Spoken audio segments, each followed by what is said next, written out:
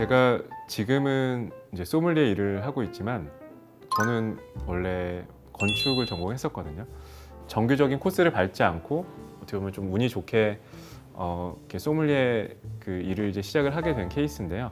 실제로 저희 와인 업계에는 다른 사업을 하시거나 다른 전혀 상관없는 전공을 하시다가 소믈리에를 하시는 분들이 많아요. 그거는 이 와인에 대한 매력을 얼마나 크게 느끼느냐, 그 열정이 얼마나 다른 사람보다 더 이렇게 많으냐에 대한 그런 차이인 것 같아요. 그래서 지금은 엄청 이제 오래된 올드 빈티지지만 그 프랑스 보르도를 기준으로 했을 때 1982년 빈티지가 프랑스 보르도 역사상 가장 훌륭한 위대한 빈티지라고 꼽히는 빈티지예요. 지금도 너무 생생해요. 그 대치동에 지금도 있는 레스토랑인데요. 그랑구스토라는 이탈리안 레스토랑 2층에서 제가 2층 안쪽 자리에서 그 샤토 피숑 롱고빌 바롱이라는 보르도 2등급, 뽀이약 2등급 와인의 1982년 빈티지를 마시는데요.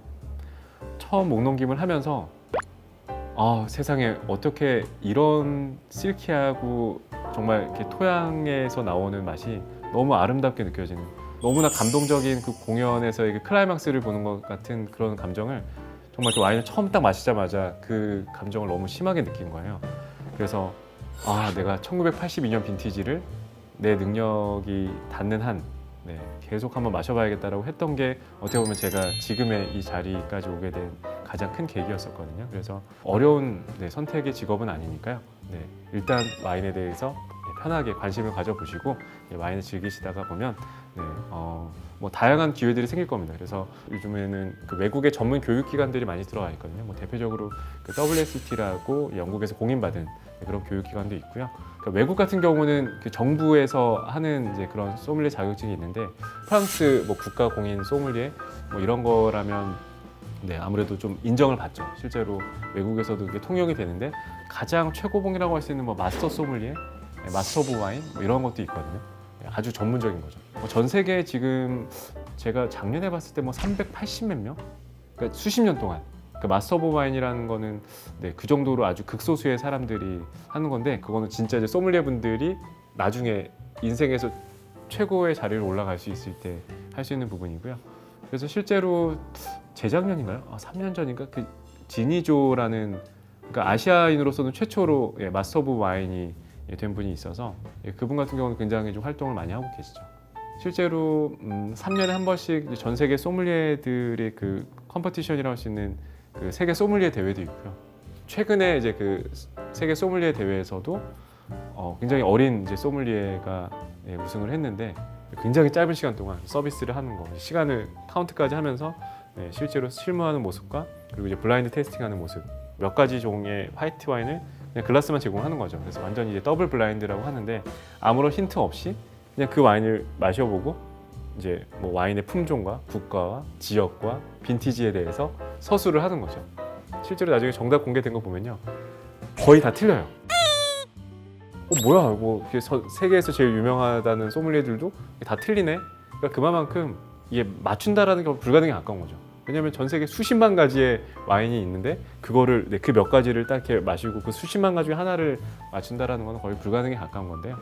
그거를 이제 서술하는 데까지 있어서의 그 사람이 어느 정도까지 접근을 하는지, 그런 이제 접근 정도에 따라서 상대적인 채점을 하는 거죠.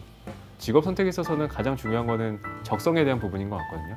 기본적으로 내가 음식의 맛을 이렇게 다양하게 보는 걸 좋아하는지, 그게 좀 제일 중요한 포인트인 것 같고요. 그리고 또 하나, 사람들을 대할 때 새로운 사람 만나는 거 항상 나는 조금 좀 신경 쓰이고 이렇게 편하지가 않아라고 하시는 분들은 조금 더 이제 서비스업을 선택하시기보다는 좀 이렇게 다른 전문직, 이렇게 전문적으로 내 역량을 할 수 있는 그런 업이 좀 맞는 것 같고요. 저 같은 경우는 제가 이분이 되게 좀 좋은 매너를 갖고 있는 손님인데 이분한테 제가 좀 더 좋은 서비스를 하려고 해서 그분이 정말 이렇게 실제로 더 큰 만족을 얻었을 때, 그러니까 단순히 내가 베풀었으니까 뭐 고마워하겠지 뭐 이런 개념이 아니라 저도 그 기쁨이 같이 공유가 되는 거예요.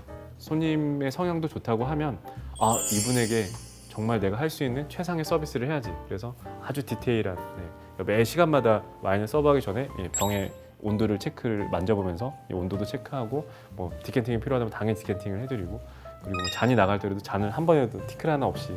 그래서 뭐 가끔 정말 듣는 칭찬 중에 그 저희 또 굉장히 또 단골 고객분이신데 그런 부분에 대해서 되게 민감하셨나 봐요. 저희는 전혀 몰랐죠. 아주 완벽에 가깝게 해서 딱 서비스를 해드리면 그러니까 나중에 지나서 말씀을 해주시더라고요. 아, 자기가 여기 항상 자주 오는데 여기 잔이 항상 너무 깨끗해서 좋다고. 네, 그러니까 그런 칭찬을 이제 들었을 때 굉장히 이제 느끼는 보람이 어떻게 보면 이 서비스업을 할 때 네, 가장 네, 좀 즐거운 일이죠. 소믈리에라는 직업이 꼭 너무 전문적으로 지식을 갖춰서 할 수 있는 직업은 아니거든요.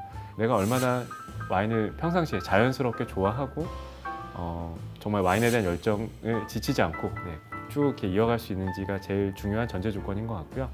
모든 일을 즐길 수는 없지만 그 일을 통해서 즐거움이 얻어지는 것들이 좀 반복될수록 네, 그 일에 대한 애착도 좀 커지는 것 같거든요. 네, 오늘 내용 네, 마음에 드셨으면 네, 좋아요 눌러주시고요. 네, 아직 구독 안 하신 분들 네, 구독 꼭 부탁드리고요. 네, 그 알림 설정하시면 네, 업로드 될 때마다 바로 알림 서비스가 되니까요. 네, 알림 기능도 같이 네, 등록 부탁드리겠습니다. 감사합니다.